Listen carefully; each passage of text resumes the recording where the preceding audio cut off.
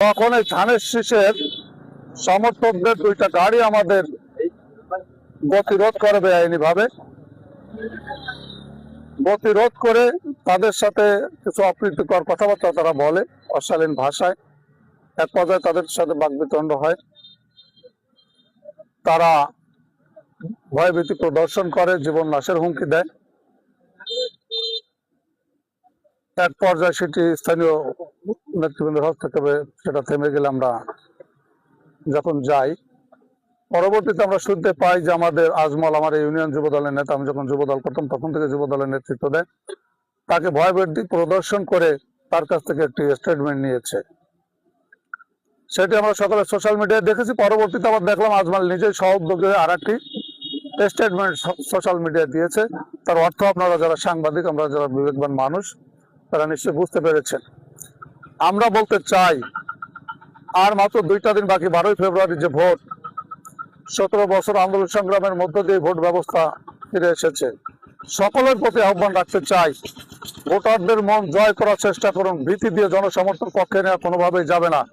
আর কলস প্রতীকের যারা নির্বাচন করছে, তারা এই জনপদের মানুষ, তারা এই বিএনপিকে নেতৃত্ব দিয়েছে, তাকে ভয়ভীতি দেখিয়ে দূরে সরিয়ে রাখা যাবে না। ভোটারদেরকে আশ্বস্ত করতে চাই, আপনাদেরকে ভোট দিতে আসার জন্য আহ্বান করেছি, যখন সব রকম নিরাপত্তা দেবো ইনশাল্লাহ। ভোট কেন্দ্রে আসবেন। আজকে থেকেই আগামী 12 তারিখ সকাল পর্যন্ত, ভোট শেষ না পর্যন্ত মাঠে থাকবেন, ভোটারদের নিরাপত্তা দেবেন, তাদেরকে আশ্বস্ত করবেন। আমরা চাই ভোটাররা ভোট কেন্দ্রে আসুক, নিরাপদে ভোট দিক, তাদের পছন্দের প্রার্থীকে ভোট দিক, তাদের পছন্দের প্রার্থীকে তারা ভোট দিয়ে নির্বাচিত করুক। যারা ভয়ভীতি প্রদর্শন করছে, আপনারা তাদের বর্তমান নির্বাচনের অবস্থা জানেন।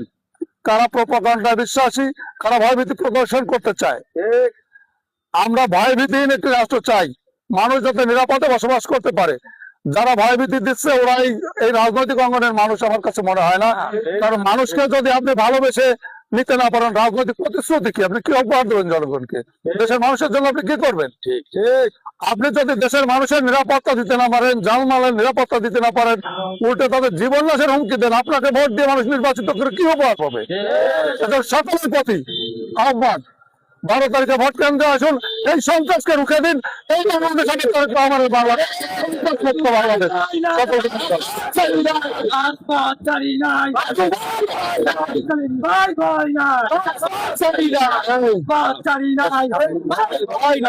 আমাদের কুমিল্লা অঞ্চলের মানুষ সবসময়